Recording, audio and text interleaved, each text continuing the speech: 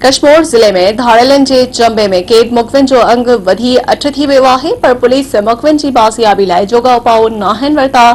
धाड़ेलन पारां मुखविन जो तशद्दुद वारो वीडियो जारी थियण खां पोइ कश्मीर जिले में दहकाओ पखड़ियल आहे। एक हफ़्तो अॻु गौसपुर लॻ इंडस हाईवे तां अगवा थियल ट्रक ड्राइवर नसीर ब्रोही बि बाज़ियाब न थी सघियो आहे।